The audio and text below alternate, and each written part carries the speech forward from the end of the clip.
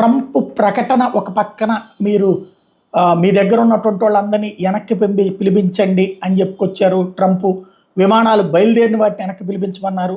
అంతా జరిగింది. కానీ ఇరాన్ ఇప్పుడు తాజాగా ఇజ్రాయెల్ మీదన 2 మిస్సైల్స్ వాడింది. అక్కడ ఉన్నటువంటి 2 ప్రాంతాలు దెబ్బతిన్నాయి. దాంతో ఆగ్రహించినటువంటి నెతన్యాహు యుద్ధ విమానాలు పంపించారు. పంపించగానే వెంటనే వెనక్కి పిలిపించమని చెప్పి అడిగారు. అయితే టెహ్రాన్ మీద మిస్సైళ్లు ప్రయోగించింది ఇజ్రాయెల్. ఉదయం ఇరాన్ దాడికి కౌంటర్ ఇచ్చామని చెప్పి ఇజ్రాయెల్ డిఫెన్స్ ఫోర్స్ తేల్చి చెప్పింది. అదే సందర్భంలో ట్రంప్ మాటని వాళ్ళు వినలేదు కాబట్టి మేము కూడా దానికి తగిన ప్రతీకారం తీర్చుకున్నామని చెప్పింది. మరొక వైపున ఎయిర్ డిఫెన్స్ సిస్టమ్ని ధ్వంసం చేసినటువంటి ఇజ్రాయెల్ ఇప్పుడు ఇరాన్లో ఉన్నటువంటి కొత్త రాడార్ వ్యవస్థను ఏర్పాటు చేసుకుంటే ఆ రాడార్ వ్యవస్థను కూడా ధ్వంసం చేసింది. ఇప్పుడు తాజాగా ఆ విజువల్స్ వైరల్ అవుతున్నాయి.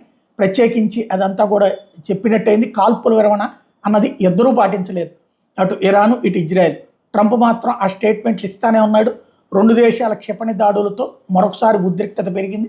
ట్రంప్ ఏమో ఇద్దరి మీద నేను ఇద్దరి పట్ల సాటిస్ఫాక్షన్తో లేను, అసంతృప్తితో ఉన్నాను అన్నటువంటి విషయం చెప్పుకొచ్చారు. నెతన్యాహు తగ్గాలని చెప్పి ట్రంప్ ముందు వాళ్ళని తగ్గమని చెప్పండి అని చెప్పేసి అటు నెతన్యాహు చెప్తున్నటువంటి పరిస్థితి. ఉదయం దాడికే కౌంటర్ ఇచ్చామని చెప్తున్నారు అన్నమాట.